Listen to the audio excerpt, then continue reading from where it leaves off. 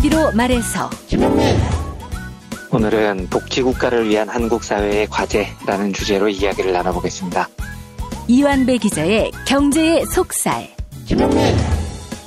오늘은 베트남 작가 응웬 옥드의 중편소설 끝없는 벌판 소개해드리겠습니다. 정선태 교수의 오늘을 읽는 책. 네, 오늘은 민주당 당대표 선거에 대해 말씀드리겠습니다. 김성애 보좌관의 답정너. 네, 오늘은 중앙일보의 커뮤니티 게시글 베끼기 그리고 TV조선 법정 제재 소식 등에 대해서 전해드리겠습니다. 정상근 기자의 오늘 미디어. 김용민 브리핑. 잠시 후 시작합니다.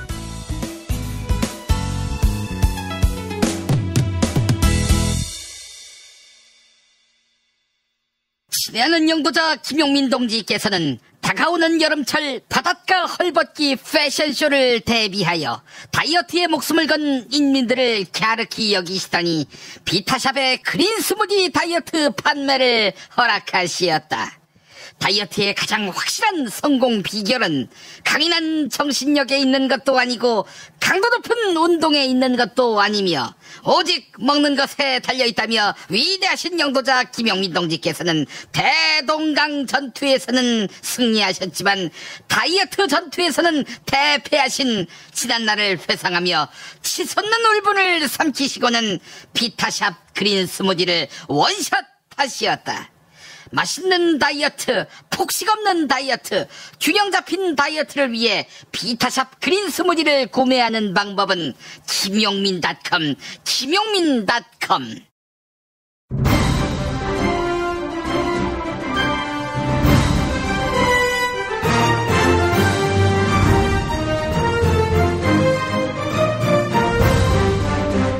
김용민 브리핑.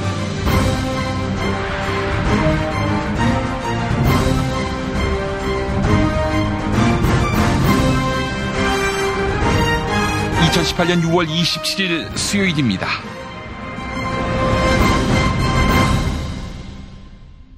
한국수리역 원자력이 월성 1호기를 조기 폐쇄하기로 하자 중앙일보는 월성 1호기를 포함해 신규 원전 4기의 사업을 정부가 철회하면서 일자리 3만 개가 날아갔다고 보도했습니다. 중앙일보 보도의 근거는 원전산업 실태조사 보고서인데요. 하지만 일자리 3만 개가 날아갔다는 내용을 확인할 수 있는 대목은 이 보고서 안에서 찾아볼 수 없었습니다. 보고서를 만든 쪽도 그런 대목은 없다고 확인했습니다. 미디어 오늘 보도가 그렇습니다. 중앙일보가 인용한 보고서는 한 세미나에서 발표된 것인데 그렇다면 중앙일보가 사실 확인도 안 하고 판단해 버린 것일까요? 그렇습니다. 이런 일은 비일비재하지요. 놀랍지도 않습니다. 그래서 벌어진 현상입니다. 중앙일보를 비롯해 보수 언론들이 폼 잡고 각 잡고 쌍심지 켜고 하는 이야기에 사람들이 귀를 기울이지 않습니다. 거짓말은 또 과장된 언어는 순간에 이목을 끄는 데는 성공해도 그것을 바로잡지 않고 누적되게 방치하면 훗날 말하는 사람의 신뢰를 스스로 깎아내리는 독소로 변모하지요. 조중동은 신문산업의 사양화를 탓하지 말고 시민들의 높아진 정치의식, 거기에 더한 시민들의 언론에 대한 문제인식을 통감하면서 세기를 모색해야 합니다. 이대로 우리 잘하고 있는 것일까 자문해야 합니다. 왜곡보도, 편파보도, 불공정보도, 내로남불식 보도, 이런 나쁜 뉴스를 스스로 자각하지 못하는 이상 이제는 못 믿겠다 정도가 아니라 종이가 아깝다는 이야기마저 듣게 될 것입니다. 김용민 브리핑도 그런 비판을 받지 않기 위해 최선을 다하겠습니다. 오보를 막지 못하더라도 사과만이라도 열심히 하는 그런 팟캐스트가 되겠습니다. 그 두렵고 떨리는 마음으로 오늘도 조심스럽게 문을 열어봅니다.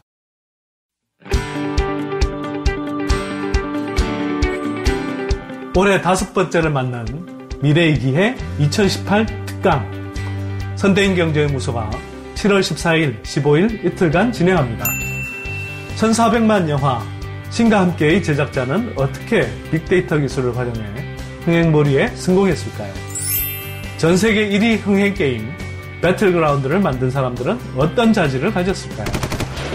미래의 유망한 바이오 제약 기업들은 무엇이며 남북 정상회담이 열어준 북한의 경제적 기회는 무엇일까요? 다른 곳에서 결코 들을 수 없는 가성비 최고의 특강, 놓치면 손해입니다. 자세한 사항은 문의 전화 070-7584-2050 선대인경제연구소 홈페이지를 참고하세요. 탈모인 여러분, 샴푸 살 땐 반드시 천연 99% 이상, pH 5.5, 피부 자극 1% 미만인지 확인하세요. 2, 3일에 머리 하나 더 빠지는 걸 우습게 보지만 2, 3년이면 정수리만 1000개 차이 납니다. 그렇지만 샴푸로 머리가 나진 않으니 이미 빠진 곳은 어쩌냐고요? 뿌리 깊은 샴푸 두피 영양제가 있습니다. 보건복지부상, 에이펙 최우수 기술상, 발모 촉진 조성물 특허 99%의 효과, 식약처 인증으로 부작용 없는 유일한 모낭 영양제. 가격도 세트로 구입하시면 두피 모발, 피부 개선까지 하루 330원. 뿌리 깊은 샴푸 쇼핑몰에서 기적의 사용 후기도 검색해보세요. 1566-7871. 중고차죠? 네. 그런데 이 차 진짜 있는 거 맞죠? 정말 이 가격에 살 수 있는 거죠? 아이, 그럼요. 빨리 오시면 됩니다. 여러분, 이거 다 거짓말하는 걸 아시죠? 더 이상 속지 마세요. 허위 매물에서 우리의 가족과 이웃을 지키는 더불어 중고차. 직영 정비소를 운영하여 더욱더 믿음이 가는 더불어 중고차. 카카오톡 검색창에 더불어 중고차를 검색하시거나 1661-3363, 1661-3363으로 전화주세요.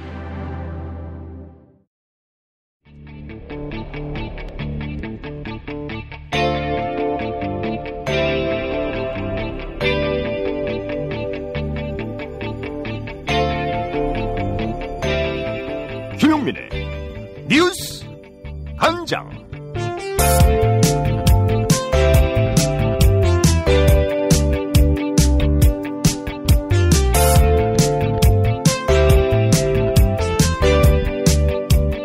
지난 토요일 별세한 김종필 전 국무총리에게 정부가 국민훈장 무궁화장을 추서했는데요. 앞서 황교익 맛칼럼니스트는 김종필 전 총리의 죽음을 애도하지 말라, 이렇게 비판해서 화제가 됐지요. 황교익 칼럼니스트는 5.16 군사 쿠데타 세력을 미화하는 여론이 생겨 시민 입장에서 거북했다, 이렇게 목소리를 높였습니다. CBS 라디오 김현정의 뉴스쇼에 출연한 황교익 칼럼니스트의 발언 들어보시죠. 김종필 전 총리가 부검이 이렇게 전달되면서 언론들이 내는 그 기사들의 뉘앙스가 그 한 사람, 정치인의 한 사람에 대한 어떤 평가라기보다는 그 주변의 말들, 그러니까 김종필 전 총리가 가지고 있었던 뭐 예술적 취향이라든지 정치인으로서의 뭐 풍운의 어떤 뭐 아주 길게, 정말 길게 정치를 했잖아요. 그래서 그 과정에서의 뭐 에피소드라든지 이런 것으로 이렇게 포장이 되는, 미화되는 느낌을 받았어요. 미화가 되는 느낌을 주말 내내 그렇죠. 받았다. 우리는 한 사람이 죽으면 그 죽음에 대해서 무조건 애틋하게 생각해야 된다는 그런 정서들은 가지고 있죠. 근데 그 애틋함은 개인에 대해서는 그런 애틋함을 가지는 것은 당연한 일인데, 정치인의 경우는 좀 다르거든요. 그 정치인은 그냥 한 개인이 아니라 그 정치인이 끼친 영향력을 생각하면 그냥 개인적인 애틋함 가지는 것을 사실 가지는 것을 뒤로 미루어야 됩니다. 무조건 미화하기에는 정치인은 공인이다, 사회에 끼친 영향이 크다, 그런 말씀이신 거예요? 그렇죠. 그 정치 행위를 통해서 온 국민들의 삶에 영향을 미친 거잖아요. 그래서 정치인의 죽음은 사실 개인적인 죽음, 생물학적 죽음이 아니죠. 정치인은 죽어도 죽지 않습니다. 그 사람이 가지고 있는 평소에 정치적인 그 스탠스가 수세에 다 영향을 미치죠. 그래서 그 정치 행위를 한 것에 대한 그 죽음 앞에서는 오히려 더 좀 냉정한 그런 평가의 말들이 있어야 되는 것인데, 우리는 그 사적인 죽음으로 그 공적인 그 일에 대해서 덧칠을 하고 미화하는 그런 언론의 뉘앙스들을 느꼈고요. 그렇군요. 그러면서 어떻게 그 5.16 그 군사 쿠데타 세력에 대해서도 미화하고 하는 이런 움직임이 있다는 것이 좀 시민의 입장에서는 제가 보기에는 보기가 좀 듣기가 많이 거북했습니다. 그래서 시민들의 뜻이 훈장에 좀 반영되게끔 민주화 과정에서 훈장이라는 것은 국가가 수여하는 것으로 모양을 가지고 있지만 시민이 수여하는 것과 마찬가지이거든요. 물론이죠. 그래서 시민의 뜻이 좀 반영될 수 있는 그런 그 훈장이 돼야 되는 거 아닌가. 조양호 한진그룹 회장 일가의 갑질이 폭로되면서 여론이 들끓고 있는데요. 대한항공 내부에서는 회장 일가의 갑질보다 직원들 사이의 불신이 싹튼 점이 더 큰 문제다. 이런 이야기가 나옵니다. 일명 땅콩 회항 사태의 피해자 박창진 대한항공 직원연대 공동대표는 사측에 동조하는 엑스맨이 상당수 있을 것이다. 피해가 발생하고 있다. 이렇게 설명합니다. CPBC 가톨릭 평화방송 라디오 열린세상 오늘 김혜영입니다에 출연한 박창진 대한항공 직원연대 공동대표 그리고 진행자 김혜영 기자의 일문일답 들어보시죠. 아니 근데 요즘 대한항공 사내에서 직원들끼리 불신이 팽배하다고 들었습니다. 누가 사측 인사인지 몰라서 마음 놓고 말하기도 어렵다던데 이게 사실입니까? 뭐 예를 들자면 대한항공에 근무하는 승무원의 경우에는 12명에서 15명 정도의 인원을 나눠서 1년 동안 같이 이제 근무를 하게 하는데요. 아시다시피 비행기라는 공간이 아주 협소하고 그 공간에서 그 누군가의 통제를 벗어나기가 힘들거든요. 그리고 내가 한 어떤 행동이 그 1년이라는 기간 동안 같은 팀을 함으로 인해서 연좌제처럼 같이 책임을 지게 되는 구조화에서 과연 누가 눈에 띄는 행동이나 말을 할 수 있겠느냐. 이런 점을 이제 유추해 보자면 이 기업 문화가 참 후진국적이고 또 거기에서 발생되는 문제들 중에 하나가 서로를 믿지 못할 수밖에 없는 이런 것들로 이어지고 있는데요. 이번 갑질 사건을 계기로 해서 이런 기업 문화도 대한항공이 좀 바꿔 나가서 나가야 된다고 생각하고 있고 그 첫걸음을 우리 직원연대가 믿고 있다 이렇게 말씀드릴 수 있을 것 같습니다. 네. 아니 그러면 지금 몰래 사측에 동조해서 엑스맨 역할을 하는 분들은 얼마나 된다고 보세요? 뭐 가능할 수는 없지만 상당수 많은 엑스맨이 있을 것 같고 또 현재 뭐 아까 저에게 어떤 불이익이 있는지 어떤 행태가 이루어지고 있는지라는 이제 얘기를 하셨는데 뭐 저는 보고 있지는 않지만 전에 듣는 얘기에 의하면 사내 익명 게시판에 도배되어 있는 글들이 대부분 뭐 저를 비롯한 현재 이제 직원연대라는 이름으로 갑질금지 운동을 하고 있는 직원들에 대한 허무맹랑한 음해라든지 뭐 목소리라든지 이런 걸로 도배되어 있는 사실만 봐도 얼마나 많은 사람들이 거기에 매달리고 있고 또 그것을 통해서 어떤 공포감을 조성하려고 하는지가 분명하게 나오는 것 같고요. 그들이 그 공포감을 조성한다는 얘기는 반면 그만큼 그것이 잘못됐다라는 것을 그들도 알고 있지 않나 생각이 듭니다. 그 익명 게시판에 올라온 글 대부분이 엑스맨이 한 것 같다는 느낌이 드신다는 거죠? 그렇죠. 실제적으로 행동하고 있는 저희 직원연대 인원은 극소수고 그들이 뭐 그 얘기를 퍼져나갈 수가 없는 일이잖아요. 그걸 봤을 때 음해하기 위한 전략적인 지금 계획들이 수립이 됐고 그 행동에 옮기는 사람들이 있다라고 보이는 거죠. 네. 엑스맨 때문에 실제로 불이익 받은 분도 있나요? 현재 이제 불이익이 오고 있는 것 같아요. 뭐 여러 가지 면에서. 뭐 저 같은 경우는 뭐 널리 뉴스에도 알려진 바와 같이, 회사 내 노조가 뭐 저를 제명한다든지 혹은 뭐 명예훼손이라고 소송을 제기하겠다고 한다든지 여러 가지 이제 엄포를 놓는 상황. 또 일부 인원들이 급작스럽게 이번 일이 발현되면서 정근이나 근무지를 다른 곳으로 배정받는 이런 일들이 지금 생기고 있는 걸 보면 네. 네. 그런 직접적인 피해가 오고 있는 것 같습니다. 이른바 논두렁식의 사건 수사를 지휘했던 이인규 전 대검찰청 중앙수사부장이 입장문을 발표했습니다. 이인규 전 중수부장은 2009년 당시 언론 보도가 쏟아졌던 것은 원세훈 당시 국가정보원장의 기획에 의한 것이다. 이렇게 폭로했는데요. 장유식 변호사는 이인규 전 중수부장이 선수를 치는 것이다. 확인되지 않은 일방적인 주장이다. 이렇게 지적했습니다. 장유식 변호사는 국정원 개혁위원회에서 활동하며 이른바 논두렁식의 기획보도 의혹을 들여다본 인물인데요. MBC 라디오 이범의 시선집중에 출연한 장유식 변호사 그리고 진행자 이범 교육평론가의 대담 들어보시겠습니다.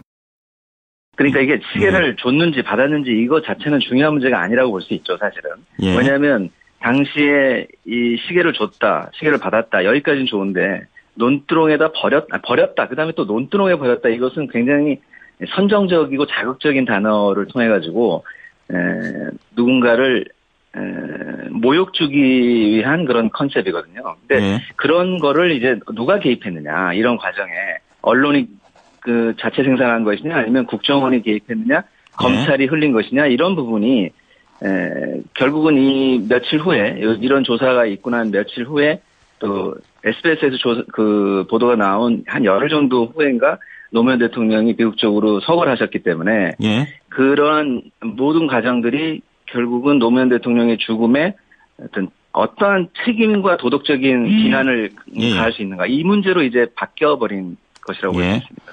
아까 이인규 전 부장이 다시 입장문을 낸 것에 대해서 이유가 짐작이 된다 이런 말씀하셨는데 그 짐작되는 이유가 어떤 거죠?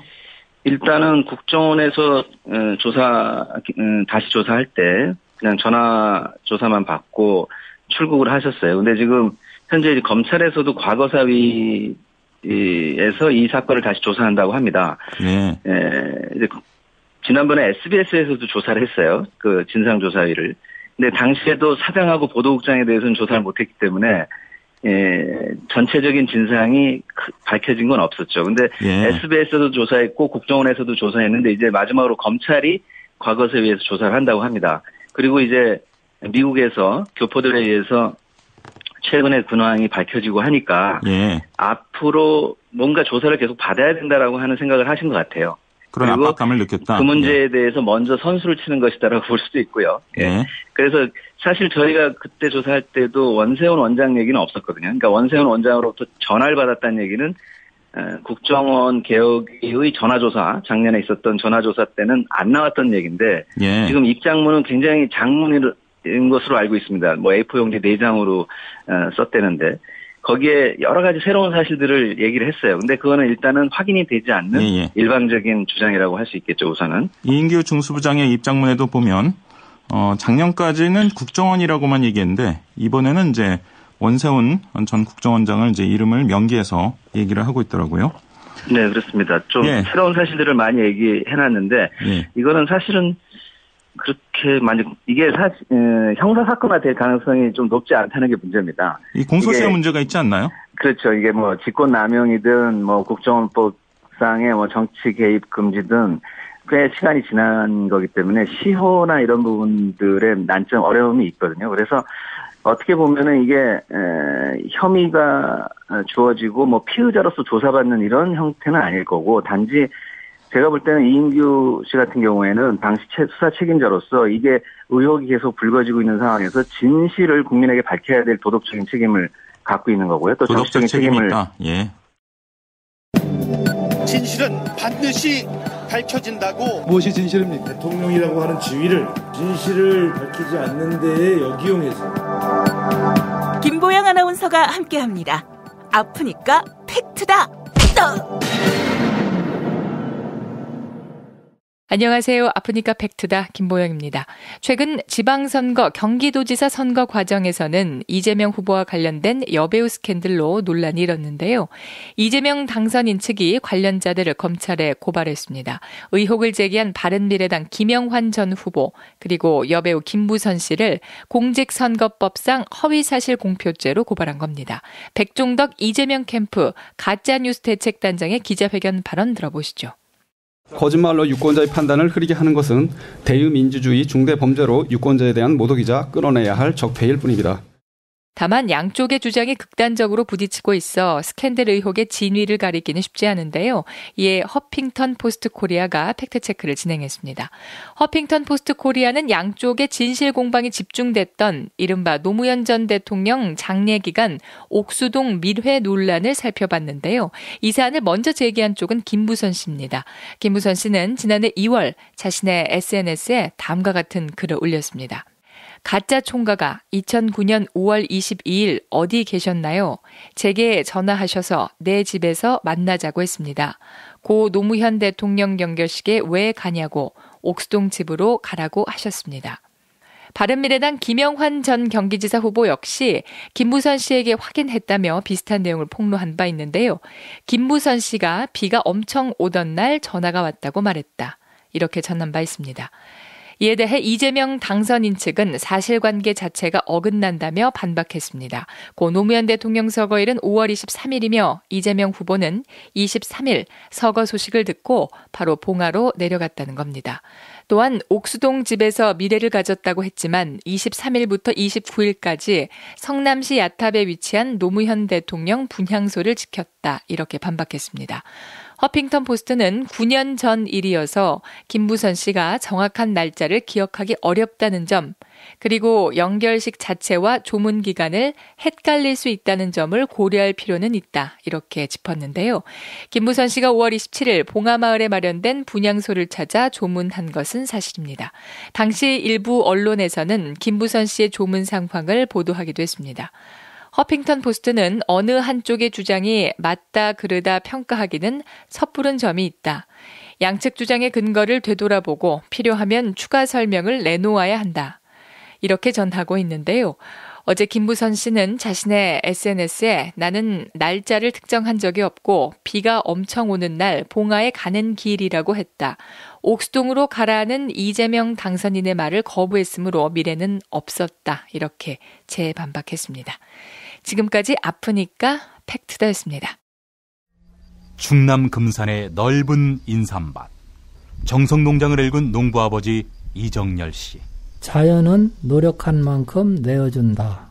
그 자연의 마음을 알기에 정성농장을 더불어 일구는 아들 이성규 씨도 아버지에게 배운 것처럼 정직하고 또 성실하게. 정성농장 홍삼은 인삼 재배부터 가공 판매까지 모두 책임지고 있습니다. 그래서 대한민국 1등 품질을 자부합니다. 검색창에 정성농장 홍삼을 검색해주세요.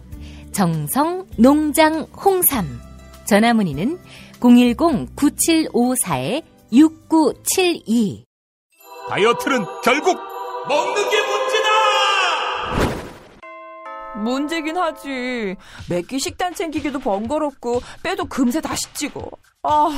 아직도 몰라? 비타샵 다이어트를 해봐.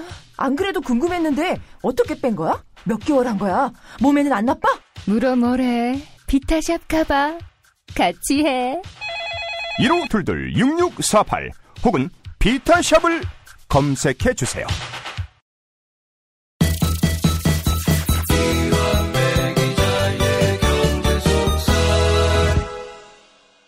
예전엔 모든 게 좋았죠.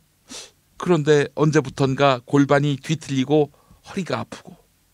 중요한 것은 당신의 자세입니다. 이젠 바디로직으로 몸을 조율해보세요. 그저 속옷처럼 입기만 해도 척추 교정에 도움을 주는 바디로직.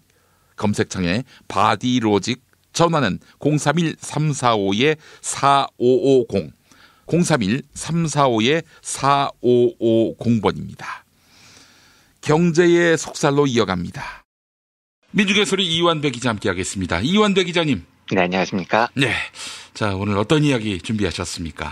예, 오늘은 좀 엉뚱한 주제로 이야기를 드려볼까 합니다. 예. 영국의 복지를 주제로 이런저런 이야기를 해볼 생각인데요. 예. 제가 뜬금없이 영국의 복지를 주제로 꺼내든 건 순전히 제 개인적 사정 때문입니다. 제가 오늘 일이 좀 있어서 바깥에서 있는 바람에 뉴스를 잘 챙겨볼 여유가 없었어요.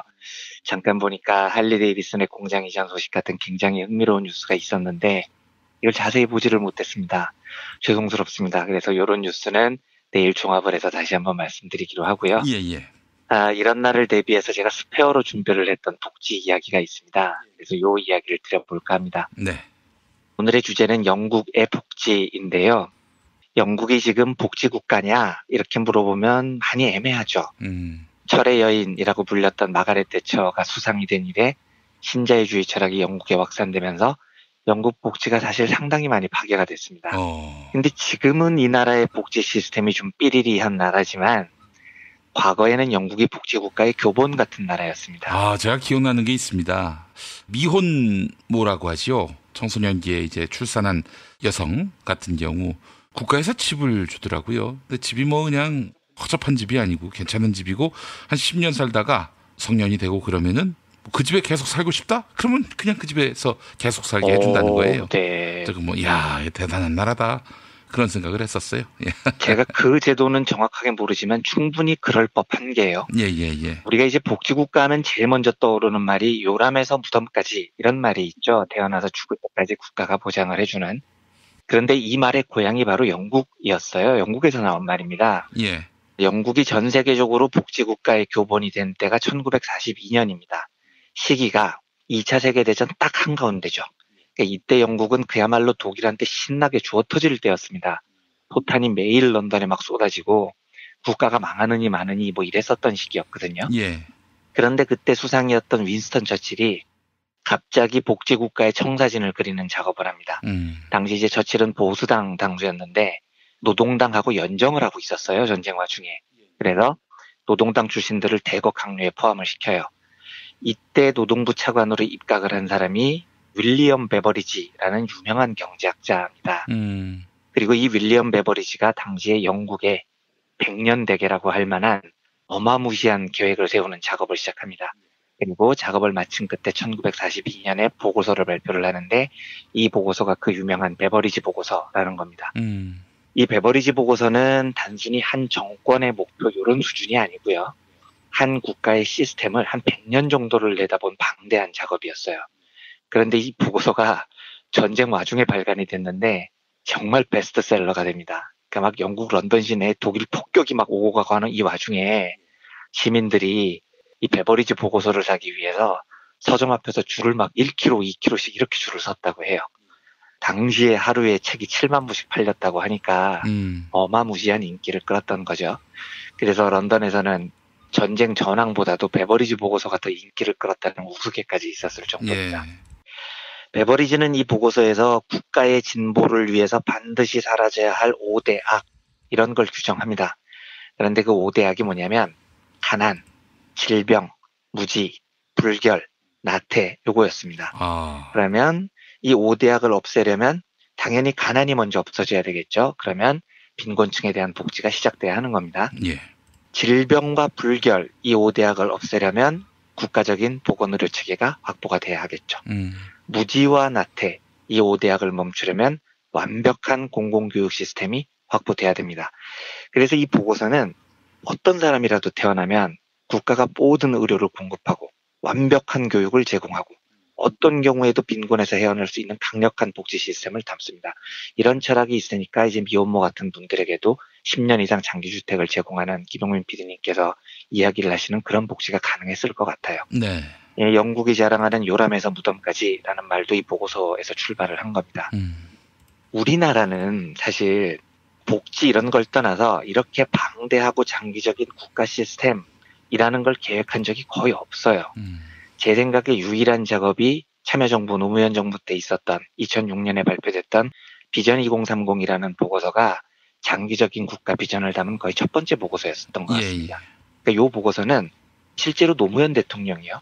자기의 임기하고 상관없이 대한민국의 좀 장기적인 미래, 흔들리지 않는 미래 이런 거에 대해서 관심이 굉장히 컸던 지도자라고 하더라고요. 주변 분들 이야기를 들어보면요. 예. 그래서 이 비전 2030 보고서는 무슨 뭐 이렇게 쇼잉하듯이 내는 보고서가 아니고 진짜 2030년까지 내 집권 시기랑 상관없이 국가의 대계를 잡고 싶었던 노무현 대통령의 꿈 같은 거였습니다. 예. 근데 당시 보고서를 보면 상당히 훌륭해요. 그 당시만 해도 흔하지 않았던 얘기인데 무상급식, 무상의료, 그리고 생애 주기별 맞춤형 복지 이런 거는 요즘 대선 후보들이 막 이야기를 하는 거잖아요. 예. 그런데 이런 복지에 축이 되는 50개 과제가 이미 2006년에 다 적혀 있었습니다. 그러니까 요즘 정치인들 한참 내는 복지 공약 보면 이 보고서에 다 담겨 있는 이야기들이에요. 무려 13년 전에요. 여담이지만 이 보고서가 채택이 되지 않았는데 이 이유가 이제 당시 열린우리당에서도 이 보고서를 좀 탐탁지 않게 생각을 했던 분위기가 있었다고 해요. 예. 왜냐하면 이 보고서가 2006년 8월에 발표됐는데 이때 열린우리당 인기가 박살난 상태였죠. 그리고 그 어제자 김용민 PD님 처음에 하셨던 얘기하고 매치가 되는지 제가 잘 모르겠는데 하여튼 여권 내에서도 상당히 분열도 있었던 상태고요. 그러다 보니까 열린우리당 안에서 어떤 분위기가 있었냐면 1년 뒤에 대선이 있는데 그리고 2년 뒤에 총선이 있는데 뭘 또 청와대가 임기 말년에 이런 걸 발표하냐. 이런 걸 발표하면 증세 논란이 벌어질 텐데 아이고. 지금 국민들이 얼마나 세금 걷는 걸 싫어하는데 왜 청와대가 또 이런 논란적인 보고서를 내서 약간 좀 이런 싫어하는 분위기가 있었습니다. 아무것도 하지 말라는 거였어요. 노무현 대통령한테. 그때 분위기가 그랬었다는 거죠. 예. 그래서 결국은 이 2030 보고서가 묻히죠. 그리고 아마 제 생각에는 뭐라 그럴까요? 당시 한국 사회의 전반적인 수준이 그 정도에 머물러 있었던 조금 서글픈 자화상 같은 겁니다. 아무튼 이제 시간이 그때로부터 12년이 지났고 올해 초부터 문재인 정부에서도 한국판 베버리지 보고서를 다시 만들자 이런 분위기가 있어요. 그래서 임기와 상관없이 정말 좀 장기적이고 영속적으로 추진될 수 있는 복지의 뭔가 이 대설계 도면 이런 걸 만들자는 움직임이 청와대 안에서 있는 것으로 알고 있습니다. 아마 이야기나 돌기로는 2040년 혹은 2050년 정도를 목표로 한 국가 비전 보고서 작업이 필요하다라는 목소리가 있다고 하더라고요. 여기까지 소개를 해드리고 오늘 이제 제가 드리고 싶은 이야기의 본론은 이겁니다. 좋은 정부가 이런 훌륭한 복지의 틀을 잘 짜면 우리가 꿈꾸는 바람직한 복지 시스템을 갖출 수 있을까요? 정치가 변하는 것이 지속 가능한 복지국가의 충분 조건일까요? 이게 질문입니다. 이게 사실은 제가 굉장히 오랫동안 고민을 하고 있는 오랜 고민 중에 하나이기도 해요. 예. 혹시 청취자 여러분들 중에서 다니엘 블레이크라는 영화를 보신 분이 있으실지 모르겠는데 이 영화를 보면요. 영국의 복지 현실이 확 드러납니다. 이 영화의 주인공이 이제 평생 목수로 살았던 다니엘 블레이크라는 사람인데 부인과 사별을 하고요. 나이가 60이 넘긴 상태에서 주인공이 심장병에 걸려요. 근데 이제 이 사람이 살아갈 수 있는 유일한 방법은 국가가 주는 정부 보조금밖에 없습니다. 그런데 보조금을 받기 위해서는 건강 전문가하고 상담을 받아야 해요. 영국에서는요. 이제 건강 전문가를 찾아가니까 건강 전문가가 뭘 묻느냐. 혼자서 모자 쓸 수 있어요? 50m 자력으로 걸을 수 있어요? 전화번호 제대로 누를 수 있어요? 자명종 시계 맞출 수 있어요? 이런 걸 자꾸 물어보는 겁니다. 매뉴얼에 그렇게 질문하도록 나와 있는 거예요. 예. 그런데 다니엘 블레이크 입장에서는 이 질문에 할 수 있어요. 자기는 다 할 수 있는데 할 수 있다고 답하면 건강한 사람이 돼버려서 보조금을 못 받아요. 그래서 다니엘이 굉장히 황당해하는 대목이 아니 왜 자꾸 눈에 보이는 걸 물어보느냐. 내가 아픈 건 지금 눈에 보이지 않는 심장이 아픈 거다. 라고 아무리 설득을 해도 이 국가공무원 건강 전문가가 묻는 건 완전 매뉴얼에 나와 있는 기계적인 것만 물어보는 거예요. 예. 그러니까 실제로 이 공무원은 다니엘이 정말로 어디가 아픈지 왜 고통스러운지 관심이 별로 없는 거예요. 이 사람은. 아이고 영혼이 없는. 그렇죠. 예, 그런 예. 겁니다. 약간 영혼 없는 공무원 그런 말이 맞는 대목이죠. 그래서 다니엘이 질병수당 대상자가 못 됩니다. 그래서 이제 항의를 하려고 항고 절차를 밟아요. 항고를 하러 갔더니 거기 공무원이 일할 여건이 되시면 구직수당 신청하시고요. 병이 깊어서 환자시면 질병수당 신청하세요. 이렇게 답을 해요. 그래서 아니 내가 지금 질병수당에 신청해서 떨어져서 온 사람이다. 무슨 소리 하는 거냐. 이렇게 답을 했더니 그러면 질병수당 신청 떨어졌으면 구직 신청하셔야 되겠네요. 구직수당. 질병수당에 대해서 불만이 있으시면 항고하세요. 이렇게 안내를 해줍니다. 예.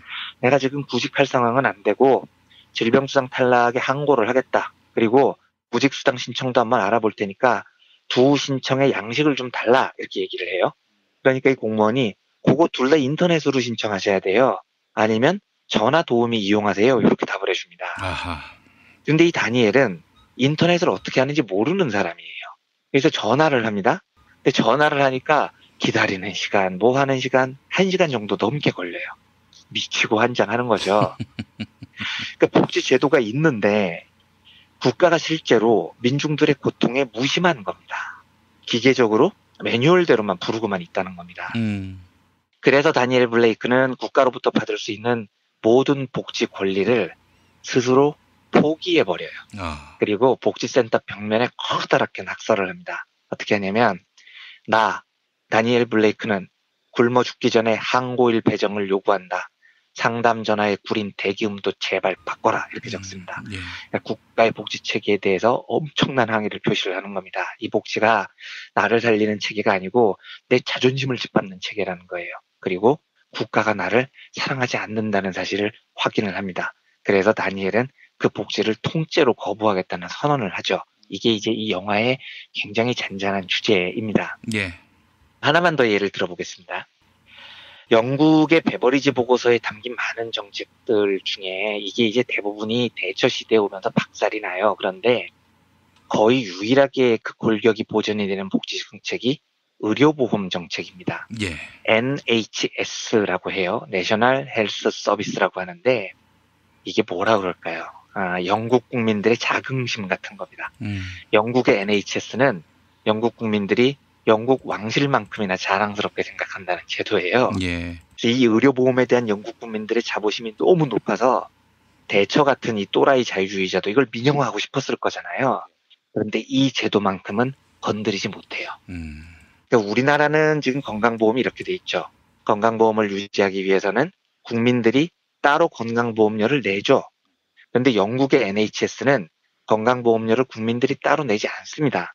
그냥 세금에서 나가요. 즉 국가 예산에서 국민의 의료 체계를 완벽하게 보장을 해주는 겁니다. 그래서 진료비는 완전 무료고요. 국가가 의료 체계를 보장한다는 차원에서 의사 신분이 전부 준공무원처럼 돼 있어요.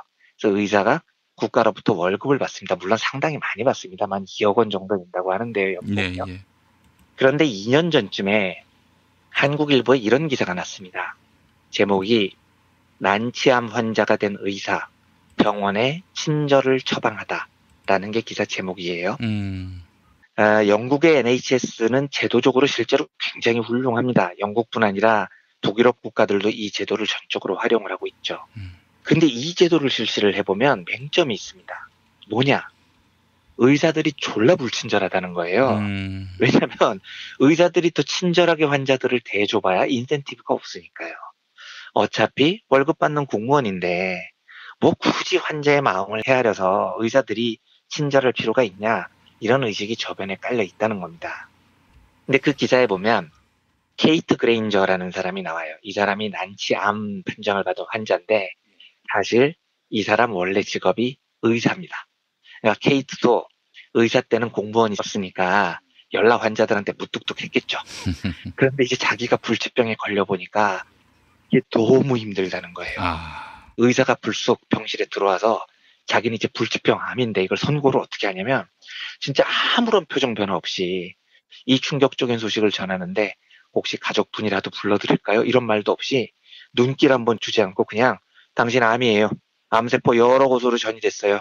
이제 곧 죽을 거예요. 하고 나가더라는 거예요. 그러니까 이 케이트가 너무 쇼크를 받은 겁니다.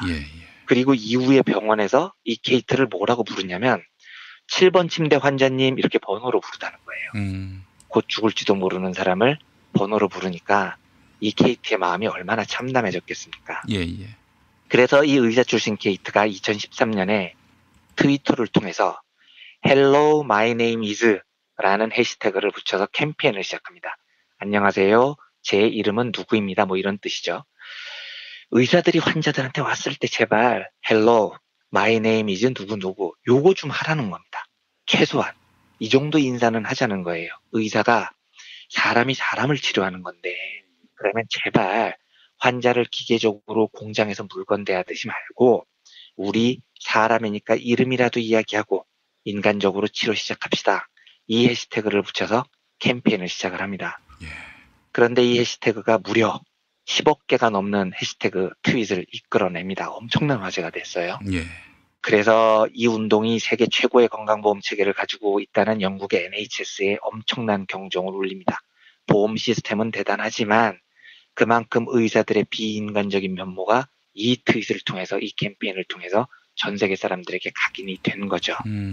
실제로 케이트가 2016년에 세상을 떠납니다. 이 기사가 그 케이트가 죽은 걸 계기로 나온 기사인데, 평가가 이 케이트의 캠페인이 베버리지 보고서 못지않게 영국 NHS에 큰 변화를 안겨주고 떠났다라는 평가를 받고 있어요.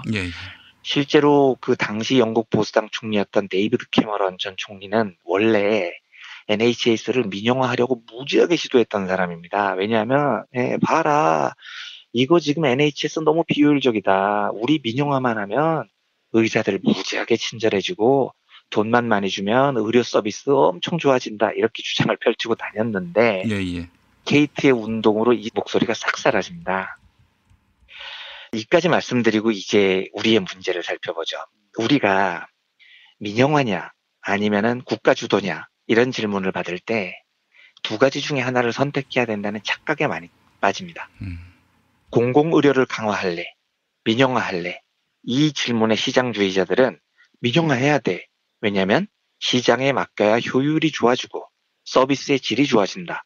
영국 의사들의 불친절을 막을 수 있다. 이렇게 주장을 하죠. 그런데 우리 입장에서 보면 상식적으로 그게 대안이 전혀 아닌 겁니다.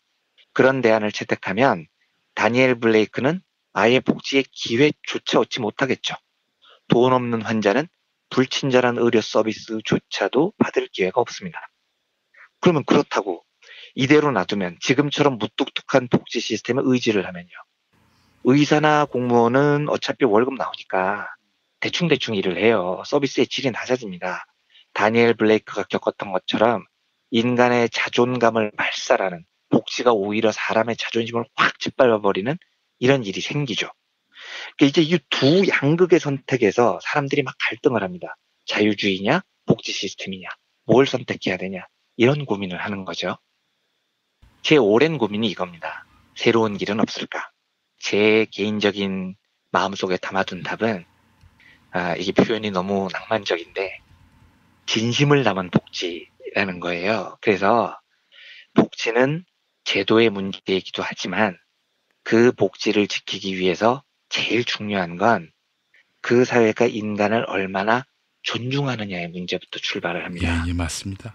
제가 처음에 드렸던 질문이 좋은 정치 시스템, 좋은 지도자가 복지 체계를 잘 설계를 하면 정말로 우리가 지속 가능한 복지 국가가 될까? 아닙니다.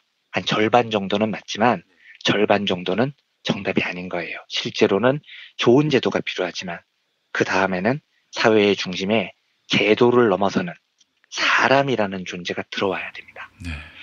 케이트 그린지의 헬로 마이 네임이즈 운동이 가슴에 저한테 확 와닿았던 이유는요. 실제로 이 운동이 영국에 죽어가던 NHS를 다시 살렸다는 평가를 받기 때문입니다. 민영화 노래 부르던 보수당의 캐머런 총리가 결국은 이 운동에 동참을 해요. 그리고 NHS를 골자를 유지하기로 합니다. 다음 총리인 보수당의 테리사 메이도 취임하자마자 죽기 직전에 케이트한테 편지를 보내서 나도 이 헬로 마이 네임이즈 운동에 동참하겠다라고 밝히죠. 가슴 따뜻한 복지가 시장주의자들을 이기는 겁니다. 돈으로 효율을 사는 게 자유주의라면 제도로 복지를 세우는 게 복지주의죠. 물론 둘 중 하나를 선택하라면 우린 당연히 후자를 선택을 해야 돼요. 하지만 제도만으로는 완벽하지 않습니다. 복지 정책의 문제를 제도의 문제로만 해석을 하게 되면 이게 결국은 예산의 문제가 되고요. 그냥 뭐라고 그럴까요? 제대로 됐냐 안 됐냐 검증의 문제가 되고요. 국가가 국민을 돌보는 태도의 문제가 돼요. 그런데 복지는요. 근본적으로 함께 사는 사람들에 대한 존중의 문제가 돼야 되는 겁니다. 제도와 사람에 대한 존중, 이 두 변화가 동시에 이루어지지 않으면 베버리지 보고서 같은 좋은 보고서가 100번 나와도 다니엘 블레이크 같은 사람은 사라지지 않는 거죠. 현 정부가 한국판 베버리지 보고서를 만든다는 이야기가 이리저리 들려오는데 굉장히 중요한 시도입니다. 그런데 좋은 정치 시스템이 좋은 복지국가를 설계하는 것만큼 한국 사회의 내면적인 변화도 상당히 필요합니다. 그중에는 사람을 존중하고요. 서로를 아끼고요. 서로를 사랑하고요. 이 진심 어린 복지에 대한 존중이 있어야 한국판 베버리지 보고서에 걸맞는 한국의 장래에 길게 유지될 수 있는 지속 가능한 복지국가가 실현될 거라는 생각이 듭니다. 예. 오늘 제 사정으로 뉴스를 전해드리지 못해서 상당히 죄송스럽고요. 요 기회를 틈타서 제 오랜 고민의 하나였던 인간에 대한 존중이 꼽히는 복지, 요 이야기를 드리고 싶어서 오늘 이 이야기를 말씀드렸습니다. 네, 인간에 대한 존중이 무르익은 그런 사회라면은 이 사회에 와서 테러 저지를 마음이 생길까요? 그렇죠. 당연히 그 사회적인 환경에 의해서 인간의 의식이 규정되니 새로 태어나는 사람들, 한국에 오는 사람들 모두 그 분위기에 젖게 되는 겁니다. 네. 그러니까 제도를 넘어서는 사회적인 분위기 이런 건 정말 중요하죠. 문화라고 부를 수 있는 것들이요. 그래서 제 생각이 그렇습니다. 프랑스에 갔던 이른바 이방인들, 수사적인 표현으로 이방인이라고 말하는 겁니다. 그분들을 진짜 이방인으로 생각해서 이방인이라고 말하는 건 아니고 이민자들. 이 사람들이 나중에 이제 폭동을 일으키고 사회의 위험 요소가 된 거는 그 사회가 그만큼 인종차별하고 사람을 사람으로 예우하지 않았기 때문에 그런 거 아닐까 그런 생각이 맞는 말씀입니다. 들면서 네, 바로 그거죠. 예, 우리가 막연히 사람을 경계하기보다는 우리가 과연 그 사람들을 사람으로 예우했는가 이렇게 좀 돌아보면서 타인에 대한 그런 경계심, 공포심을 누그러뜨리면 어떻겠나 하는 그런 마음을 갖고요. 100% 동의합니다. 비단 이민자뿐입니까? 우리 주변에 있는 약자, 을들 이런 사람들을 인간적으로 예우하면 누가 해를 입히고 누가 가서 녹취를 하고 누가 가서 그 갑질을 폭로합니까? 그렇죠. 아직은 우리가 그런 문화가 상당히 부족해요. 사람에 대한 애정, 존중 이런 것들이요. 이제 만들어 나가야 됩니다. 그런 과제가 진짜 실로 중요하게 우리 앞에 와 있습니다. 예, 알겠습니다. 자, 오늘도 이완배 기자님 너무 따뜻한 말씀 잘 들었습니다. 고맙습니다. 네, 감사합니다. 부모님의 생신 또는 기념일에 아주 특별한 선물을 준비하고 계십니까? 부모님의 소중한 일생을 되돌아볼 수 있는 기억의 책을 선물해보세요. 부모님의 어린 시절부터 젊은 시절 그리고 노년에 이르기까지 그 누구보다 치열하게 살아온 삶의 여정을 한눈에 모아볼 수 있도록 최고 100장까지 들어가는 사진첩과 더불어 기자들이 직접 인터뷰를 통해 작성하는 생애사까지 더해져 오직 부모님만을 주인공으로 하는 세상에 다시 없을 고품격 기억의 책을 10년 노하우로 특별 제작해드립니다. 200페이지 분량 12권에 2부까지 함께 드리는 구성으로 440만 원에 모십니다. 한평생 가족을 위해, 자녀를 위해 헌신해 오신 부모님. 아주 오래 기억에 남을 뜻깊은 선물. 지금 신청해 보시죠. 평범한 사람들의 아주 특별한 기록. 기억의 책 만민보. 문의전화 1877-1419 1877-1419 민중의 소리.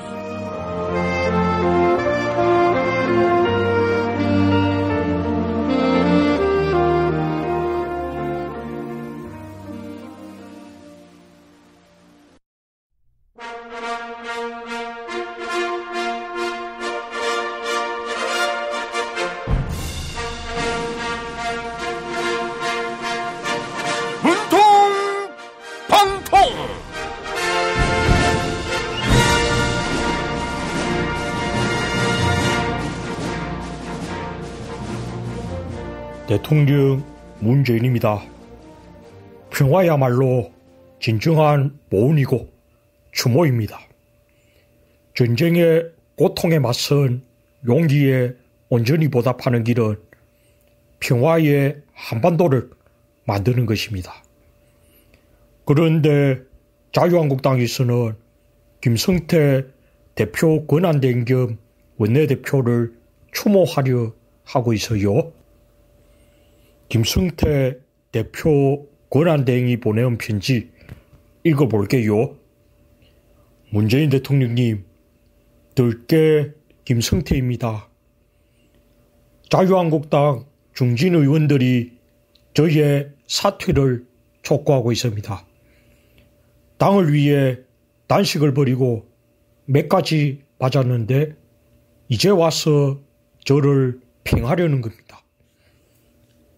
지방선거가 폭망한 것이 저 때문이라니 의의가 없습니다. 저는 당을 위해 혁신 비상대책위원회 위원장을 모셔올 겁니다. 비대위로부터 따끔한 채찍질과 질타를 듣도록 하겠습니다. 아이고, 김성태 권한대행님, 채찍질은 당 내부에서도 충분히 하고 계세요. 특히 국민들이 김성태 권한대행을 질타하고 있지요. 굳이 비대위원장에게 채찍질을 맞을 필요가 있을까요? 네, 질타 수준이 아니라 비대위원장에게 김성태 권한대행의 목부터 치라고 할 거라고요. 비대위는 일명 김종인 모델보다 더 강해야 한다고요. 하하하. 2016년 20대 총선 당시 더불어민주당의 공천이 엉망이었다는 비판이 많았지요. 김종인 모델보다 더 강해야 한다는 것, 공천을 엉망진창으로 하겠다는 겁니까? 특히 셀프 공천 논란으로 비난을 많이 받았어요. 네? 비대위원장도 콩고물이 있어야 열심히 할 거 아니냐고요? 아이고, 정우택 자유한국당 의원은 비대위원장의 김성태의 아바타 역할을 할 사람이 늘어설 가능성이 크다. 이렇게 우려했지요. 김성태 권한대행의 목부터 치지는 않을 것 같아요. 한국당의 혁신은 결과적으로 임명진 시나리오가 될 가능성이 크다. 이런 전망이 나옵니다. 저는 내일 다시 찾아올게요. 생활인을 위한 꿀팁. 집 두 채에 월 10,000원 화재보험 카페. 화재 배상, 심지어 도난 피해까지. 여기에 더해 가전제품 고장 수리비까지. 연중 무휴라 언제든 02-849-9730. 아이고 무릎이야. 무릎펜 몰라? 무릎펜? 무릎펜이라고 이번에 새로 나온 무릎 관절 보호대야. 네이버에서 무릎펜을 검색해봐. 상담은 010-2255-4489. 최 과장을 찾아주세요. 허리가 아파요. 아랫배가 나와요. 골반이 바로 서야 건강도 아름다움도 바로 섭니다. 바디로직을 입으세요. 토크밴드의 입체적인 탄력이 틀어진 골반을 바로잡습니다. 간편하고 확실한 골반 교정 타이즈 바디로직. 한총물이나 단체 선물이 필요할 때 이왕이면 우리 편 회사 네피아를 찾아주세요. 인터넷 검색창에 네피아를 치시거나 032-519-4800으로 전화주시면 친절하게 상담해드립니다. 그런데 상품은 뭔가요? 네피아를 가서 고르세요. 3만 가지가 넘는 물품이 있어요.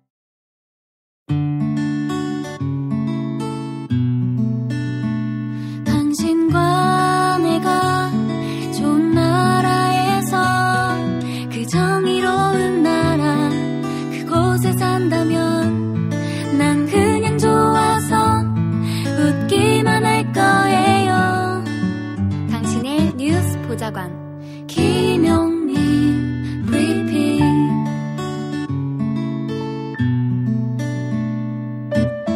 대한민국 뉴스 브리핑의 선두주자 김용민 브리핑. 계속해서 김보영 아나운서가 오늘의 날씨를 전해드립니다. 날씨를 전해드리겠습니다. 장마전선이 남하하면서 오늘은 남부지방에 최고 200mm 이상의 호우가 쏟아지겠습니다. 충청도와 남부지방에는 돌풍과 함께 천둥 번개가 치는 곳이 있겠고 시간당 30mm 이상의 매우 강한 비가 오는 곳이 있겠습니다. 경북과 동해안에는 20에서 60mm의 비가 내리겠는데요. 서울과 경기도 그리고 강원도는 새벽에 대부분 비가 그치겠습니다. 예상됩니다. 낮 최고 기온은 서울 28도, 대전 28도, 광주 17도, 대구 28도로 예상됩니다. 여기는 대한민국 브리핑 1번지 김용민 브리핑입니다.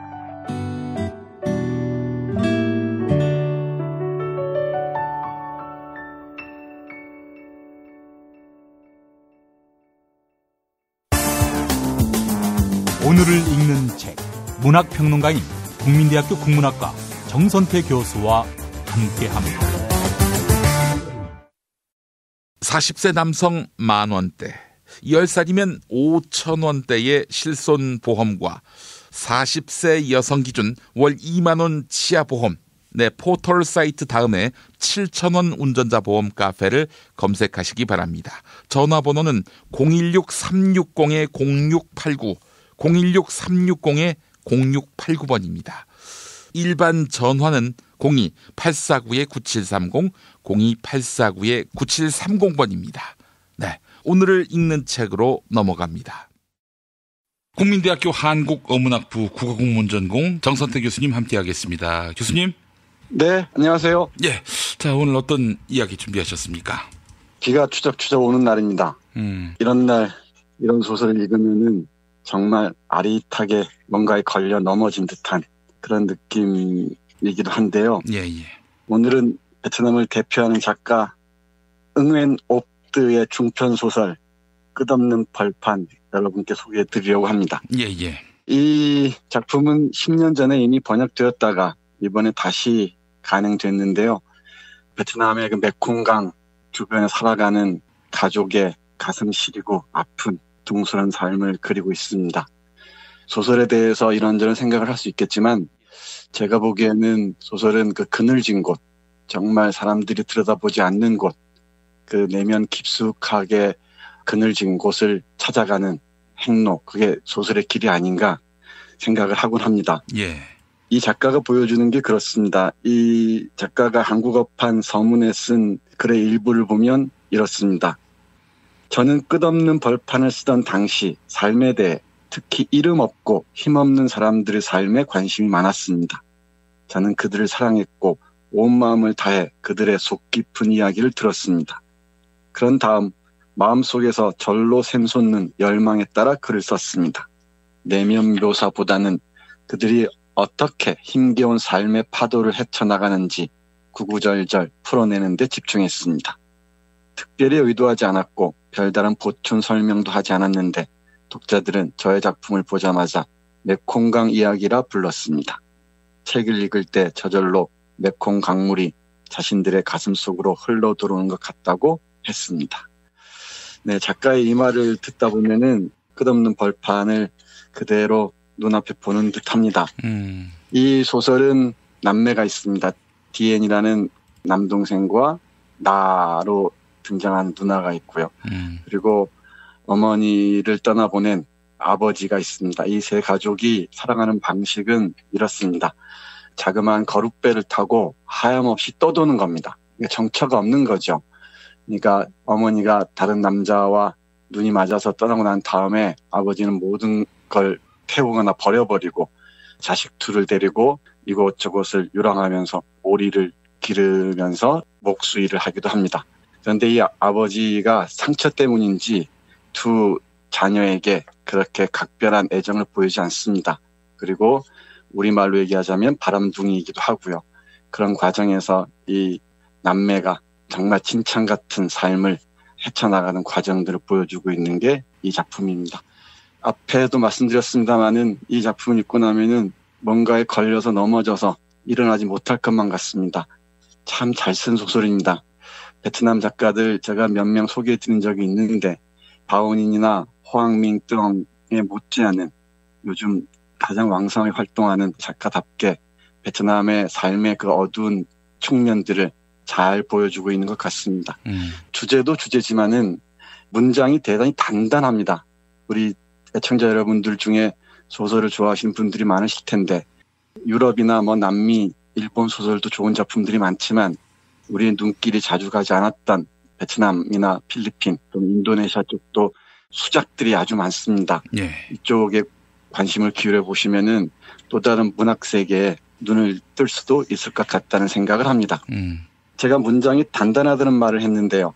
소설을 읽을 때 아주 대단한 그 서사들, 그 역사적인 의미를 재현하는 것도 있지만 모든 것의 기반에는 단단한 문장이 있어야 한다고 생각합니다. 이 소설이 그 대표적인 사례가 아닌가 싶어요. 예를 들면 이렇습니다. 벌판에는 이름이 없다. 하지만 나와 디엔에게는 이름 없는 곳이 없다. 우리는 우리가 머물렀던 모든 벌판들을 추억과 함께 떠올리며 이름을 지어 불렀다. 우리 남매가 나무를 심었던 곳, 디엔이 뱀에 물렸던 곳, 내가 처음으로 생리를 했던 곳, 그리고 앞으로 다른 곳으로 흘러가게 되면 우리는 이 벌판을 이 여자의 이름으로 기억하게 될 것이다. 이곳을 떠올리면 분명 가슴이 욱신욱신 아려올 것이다. 네, 이런 식입니다. 문장 하나하나를 놓칠 수 없을 정도로 긴밀하게 구성되어 있습니다. 그리고 거룻배를 타고 이곳저곳 떠다니면서 어른들의 폭력성을 지켜보는 어린 남매들의 내면 풍경들도 선명하게 그려지고 있습니다. 이 남매가 겪는 고통스러운 과정을 그리고 있는 한 장면을 여러분과 함께 읽어보겠습니다. 그 뒤로 우리는 태양, 별, 바람, 나무 따위로 방향을 잡는 법을 스스로 깨우쳤다. 벌판에서 길 잃었던 때를 생각하면 정말 웃음밖에 안 나온다. 더욱 웃기는 건 디엔 녀석이었다. 녀석은 원래 길을 헤쳐가는 재주가 뛰어났는데 어찌된 영문인지 그날은 그것도 대낮에 길을 또 한 번 잃게 된 것이다. 녀석은 언덕 한 가운데 갇혀서 길을 쓰고 헤매 다녔지만 빠져나올 길을 찾지 못했다. 그때 과자 바구니를 든 어떤 여자가 나타나 녀석에게 과자를 권했다. 배가 너무 고팠던 디엔 녀석은 개걸스럽게 그 과자를 10개 가까이 먹어치웠다. 하는 신음소리를 듣고 내가 녀석을 찾아냈을 때 녀석의 배는 무언가로 가득 채워져 있었다. 녀석의 입가에는 진흙이 잔뜩 묻어 있었다. 주변을 왔다 갔다 하면서 둘러보았지만 사람의 모습은 보이지 않았고 파란 풀로 뒤덮인 무덤 하나만 보일 뿐이었다. 너무나 배가 고팠던 탓에 귀신에게 들린다는 표현을 쓰죠. 예. 들려서 흙을 과자인 줄 알고 먹었던 겁니다. 그런 아주 고통스러운 상황들을 짐짓 무표정한 문장으로 그려내고 있는 솜씨가 예사롭지가 않습니다. 예. 이런 장면들, 남매가 삶의 고비를 하나하나 넘어가는 장면들이 독자들을 정말 가슴 아리게 하면서 살아가는 게 무엇인지, 삶의 이면이 무엇인지 하나하나 생각하게 합니다. 조금 더 보겠습니다. 문장들이 너무너무 좋아서요. 생각 같으면은 밤새 읽어드리고 싶습니다만은 한 문장 더 보죠. 그래서 우리의 유랑 생활은 우기를 건너 건기, 다시 우기를 반복하며 오랫동안 계속되었다. 나는 시시때때로 사람이 그리워졌다. 사람들은 우리가 자리를 잡은 곳에서 그리 멀지 않은 저기 저 작은 마을에 살고 있다. 그리고 저기 저 읍내에 많이들 몰려 산다. 우리가 종종 들러서 쌀과 넉맘, 소금을 사는 그곳에, 다른 먼 지역으로 가는 버스가 항상 대기하고 있는 그곳에 사람들이 있다. 그뿐인가? 사람들은 바로 눈앞 가까이에도 있다. 그들이 추수를 하면서 풀어놓는 잡담과 웃음소리는 먹이를 찾아 꾀꾀대는 오리떼의 귓전에도 휘감긴다. 하지만 나는 여전히 그립다. 아마도 우리의 삶과 저들의 삶이 나날이 낯설어지고 멀어지기 때문이라. 저들은 돌아갈 집이 있지만 우리는 없다. 저들은 많은 이웃들 속에서 살지만 우리는 그렇지 않다. 저들은 아름다운 꿈을 꾸며 잠들지만 우리는 아니다. 거룻배 바닥에 비좁게 웅크리고 누운 우리는 꿈꾸는 법조차 잃어버렸다. 엄마의 모습을 그려볼 수 있는 유일한 방법조차 사라져버렸다. 그것이 나와 디엔을 얼마나 슬프게 만드는지 모른다. 허나 꿈꾸는 법을 회복한들 엄마의 모습이 나타날지 어떨지 우리는 전혀 알지 못한다. 네, 이렇게 적습니다. 예. 사람들이 사는 삶의 터에서 떨어져서 외롭게 유랑을 해야 하는 나의 내면의 스산한 풍경들이 고스란히 전해져 오는 것 같습니다. 예. 뭐 이런 사람들이 어디 메콩강가 베트남에만 있겠습니까? 사람 사는 곳이면 어디나 이런 이들이 있게 마련이죠.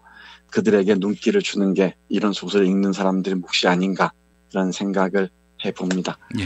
이렇게 그 아버지는 어머니를 보낸 상처 때문에 삶에 적응을 잘 하지 못하고요. 그리고 이런저런 여성들과 관계를 맺지만 또 그것도 오래가지 못하고 금방 버리고 이럽니다. 그리고 아이들에게도 학대를 가하고요. 그러다 보니까 두 아이가 어떤 폐쇄적인 자기 세계에 갇히게 되겠죠. 그 과정에서 친구라고는 오리밖에 없습니다. 오리가 이끄는 대로 끝없는 유랑의 길을 이어가는 것이죠. 그 과정에서 보여주는 두 남매의 모습이 어떤지, 오리와의 관계가 어떤지 잠깐 읽어보겠습니다. 이 소설의 가장 빛나는 부분이 아닌가 싶은데요. 새로운 언어 세계에 빠져서 우리는 사람들이 우리를 미친 연놈 취급하는 것도 개의치 않았다. 중요한 것은 우리가 인간 세상의 슬픔을 잠시나마 잊을 수 있다는 것이었다. 우리 남매는 오리 때의 사랑법을 배웠다. 어떤 일을 사랑하는 것으로 인해 아픔이 없기를 희망하면서.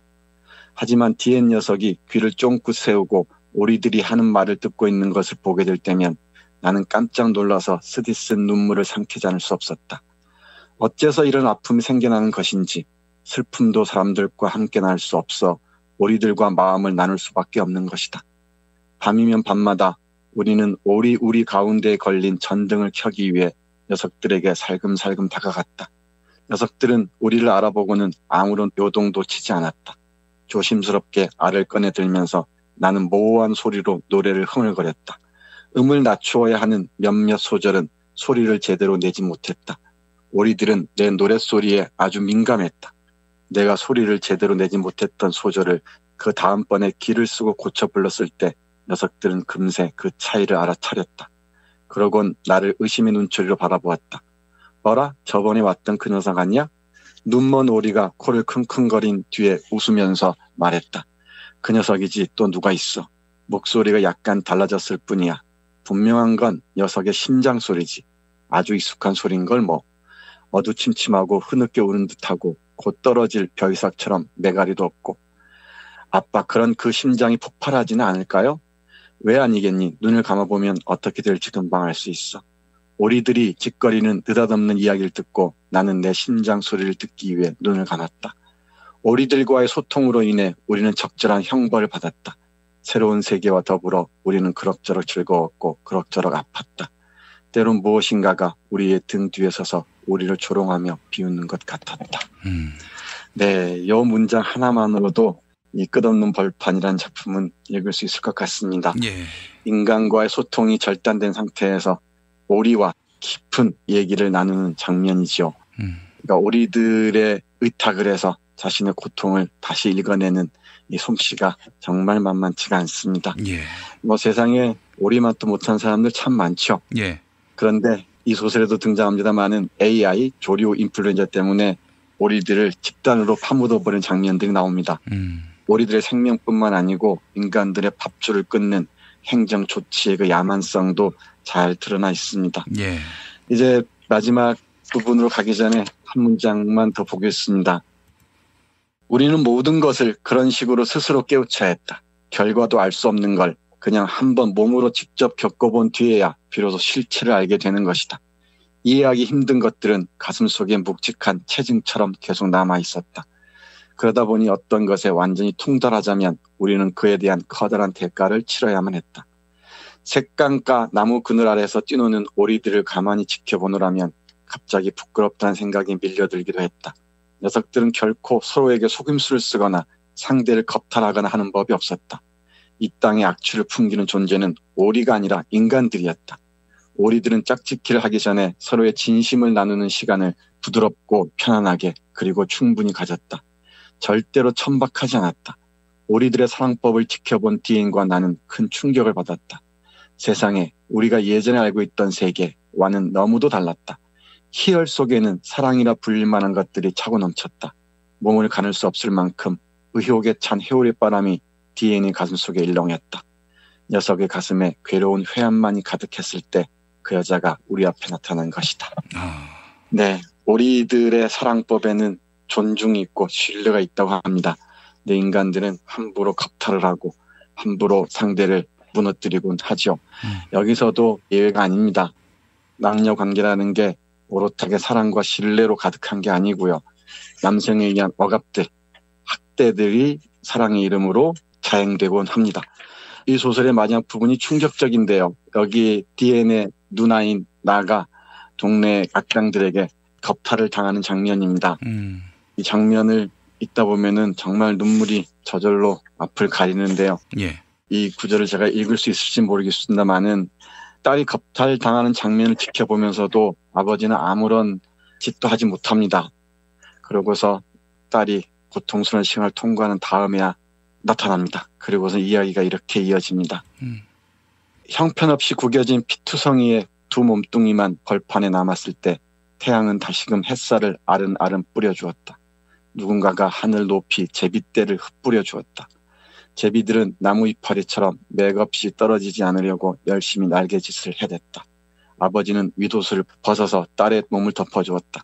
아버지는 딸의 주변을 엉금엉금 기어다니며 태양 아래 딸의 몸을 가릴 수 있는 것이라면 무엇이든지 집어다 날랐다. 딸은 거의 죽어가고 있는 듯했다. 단지 눈을 가끔 깜빡하며 하염없이 눈물을 흘리고 있을 뿐이다. 아이고. 처음 입을 열자 녀석은 아버지에게 물었다. 제가 아이를 뵌 건 아닌지 모르겠어요, 아버지. 녀석은 얼마간의 두려움에 몸을 떨었다. 녀석의 몸속 깊이 회를 치는 무언가가 작지만 분명한 느낌으로 멍을 졌다. 얼핏 스쳐 지나는 생각에 딸은 눈물을 뚝뚝 흘렸다. 세상에 내가 아이를 낳을 수도 있어. 비록 잔인한 일이긴 하지만 녀석은 그것을 감수해야 한다. 녀석에게는 고난을 감수하는 것 자체가 몸에 익은 습관이었다. 그래, 아이 이름은 반드시 트엉이나 니어 또는 지우 혹은 수엔, 흐엉으로 지어야지. 아빠 없는 아이지만 반드시 학교를 다니게 할 거야. 아이가 한평생 즐겁고 생기 발랄하게 살 수 있도록 보살펴줘야지. 아, 이게 성폭행에 의해서 생긴 임신인데 낳을 생각을 했단 말이에요? 네, 그러게 이게 폭력과 죽음을 어떻게 넘어설 것인지에 관한 이 작가의 생각인 것 같습니다. 그래서 더욱 고통스럽고 아픕니다. 아이고 세상에. 네, 이 마지막 문장만 마무리하고 말씀드릴게요. 예. 엄마의 가르침으로 때때로 어른들의 잘못도 용서할 줄 아는 속 깊은 아이로 키워볼 거야. 이 마지막 문장이 끝난 다음에 긴 여백이 이어지는데요. 이제 끝났습니다만은 죽음을 넘어서는 고통스러운 여성 화자의 독백이 정말 가슴에 먹먹하게 와닿습니다. 예. 쉽지가 않아요. 이 소설 읽기가. 정말 아름다운 소설인데 그 아름다움은 우리의 삶의 지옥 같은 풍경. 여기는 내란이 핥히고 간 영혼이라고 표현을 쓰는데요. 내란이 핥히고 간 영혼들이 우리에게 던지는 메시지가 어떤지 정말 곰곰이 생각해 봐야 될 것 같습니다. 예.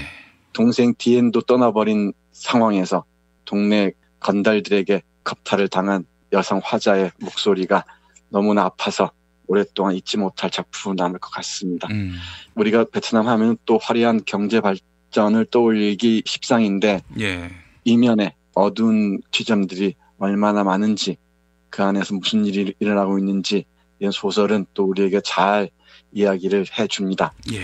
해서 어디 베트남 여행 가시거나 하실 때 이런 베트남 작품들, 뭐 바오닌 소설도 좋고요, 왕밍뜨엉 작품도 좋고요, 그리고 오늘 소개해드린 응행옥드 소설도 좋습니다. 그리고 메콩강을 보시면서 여기 이 남매의 이야기, 아프고 서러운 이야기도 함께 기억해 주셨으면 좋겠습니다. 아이고, 참. 그러니까 이제 뭐 통상 이런 상황이 발생하면은 치안기관에다가 뭐 신고를 한다든지 임신을 할 수 없도록 어떻게든 사후 조치를 취한다든지 이걸 우리는 생각할 텐데, 아이고, 애 낳을 생각, 키울 생각, 성폭행 당한 그 순간에 그런 생각을 한다는 것이, 아이고, 정말 참.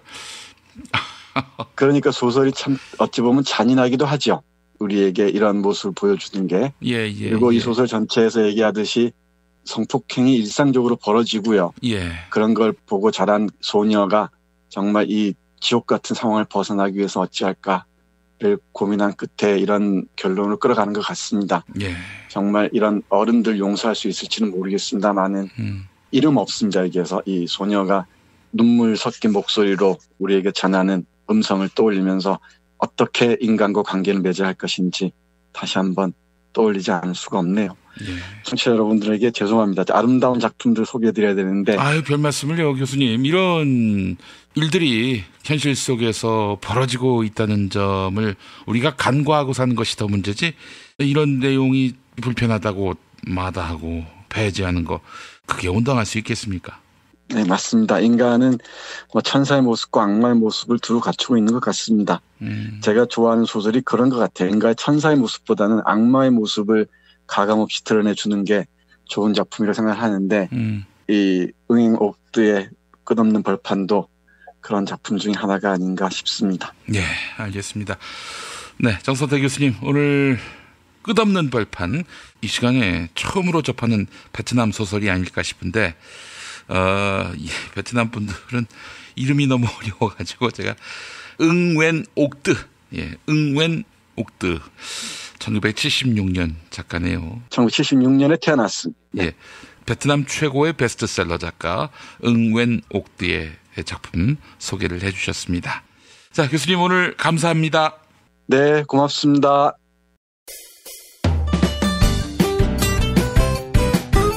뉴스포렌베리 순서입니다. 김용민 트위터 계정에서는 매일 설문조사가 진행되고 있습니다. 여야는 오늘 원내대표 회동을 열고 20대 후반기 국회 원구성 협상을 하기로 합의했는데요.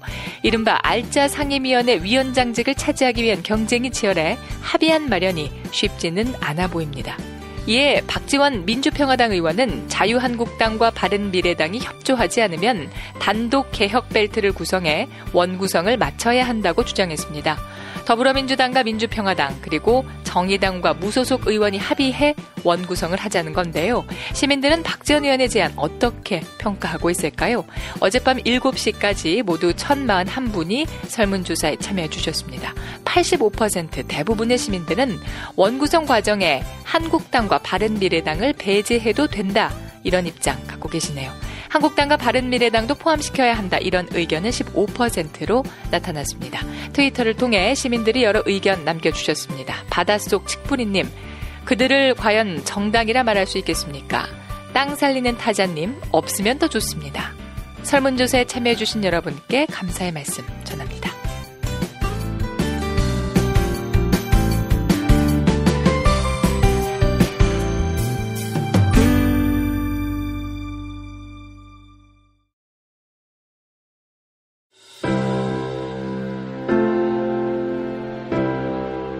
이전에 상상할 수도 없었던 새로운 국면이 조선 대지의 지축을 움직이고 있습니다. 이 민족의 역사가 제 궤도에 올라서서 달리게 시작한다고 하는 느낌이군요. 문익환이 가르쳤고 도울이 배웠던 학교, 한신대학교 신학대학원. 꿈을 현실로 살아간 선구자를 양성하는 한신신학은 촛불혁명과 한반도 종전선언 이후의 세상을 준비하고 있습니다. 한신신학을 통해 세계의 신학을 깊이 연구하고 더 나아가 시대의 예언자의 길을 걷고자 하는 모든 분들을 환영합니다. 이 새 시대는 문익환 씨의 힘으로 열리는 것이 아니라 바로 여기 모인 여러분들의 힘으로 열리는 거예요. 한신대학교 신학대학원 홈페이지나 02-2125-0108로 문의하실 수 있습니다.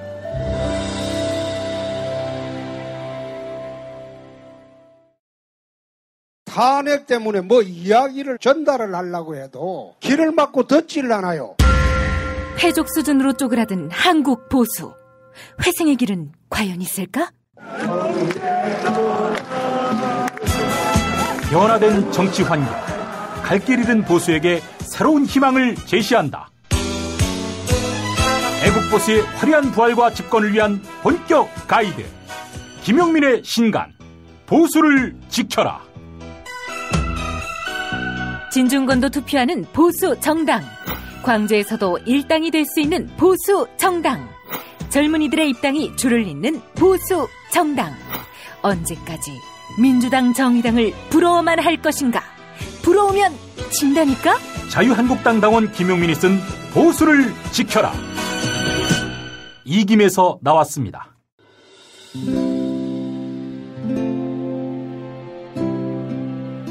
문익환 목사님은 우리 남북 관계에 있어서도 큰 정기를 마련해 주셨습니다. 늦봄 문익환 목사 탄생 100주년. 민주화와 통일운동을 위해 11년 4개월간 옥고를 마다하지 않은 행동하는 양심.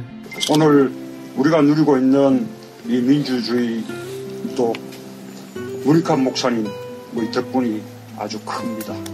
그가 24년 동안 살았던 서울 강북구 인수복로 통일의 집이 6월 1일 문익환 통일의 집 박물관으로 거듭납니다.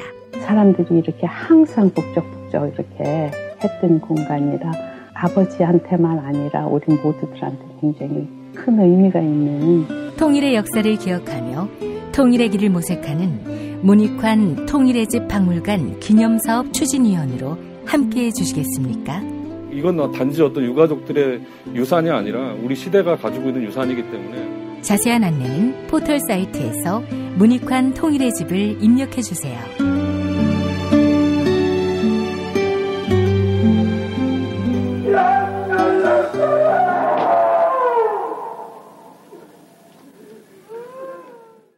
도올 김용옥 선생의 마가복음 강해로 여러분을 초대합니다.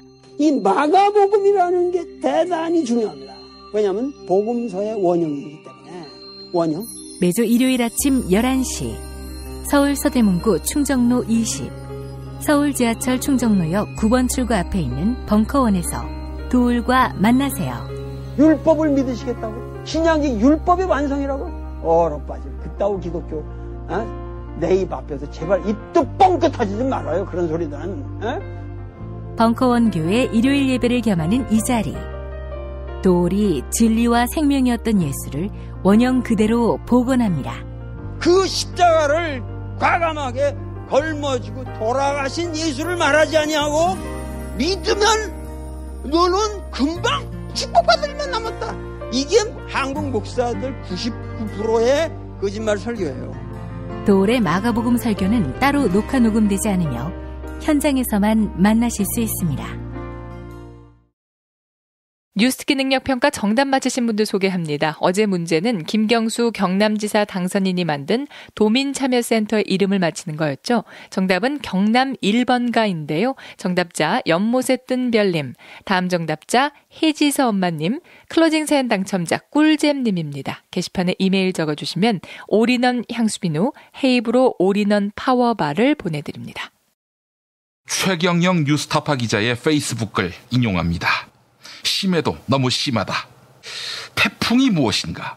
지붕이 날아갈 정도의 바람을 수반하는 허리케인이다. 종합부동산세 개편안은 찻잔 속의 미풍이었다는 평가까지 나왔다. 그동안 10억 넘게 올랐는데 1년에 기껏 100만 원쯤 오른 폭이었다. 재산세 국민 모두에게 영향 미치고 서민계층도 영향을 받는다고? 받지. 근데 아무리 올라도 시가 3억 정도 아파트 상가 정도면 한 10,000원에서 30,000원 오를 것이다. 그것도 1년에. 한국인의 평균 자산이 한 3억 7천만 원이다. 그런데 금융성 자산을 빼면 3억. 어디서 겁주고 약을 파는가? 상가나 건물의 공시가격, 시가의 20%인 곳도 있다. 대개 40%다. 아파트만 있는 일반 국민 입장에선 이것도 엄청난 조세 불평등이다. 늘 현실화시켜야 한다고 말해온 의제다. 근데 그걸 여기다 갖다 붙여서 전부 다 폭탄처럼 올까 우려한다. 관점도 삐딱, 내용은 부실한 기사다. 한국 언론 참 문제다. 당신들이 경제 심리를 망친 주범이라는 논문이 나온 이유를 절감한다. 네, 김용민 브리핑 6월 26일 수요일 1부 여기까지입니다. 2부도 많이 들어주시기 바랍니다.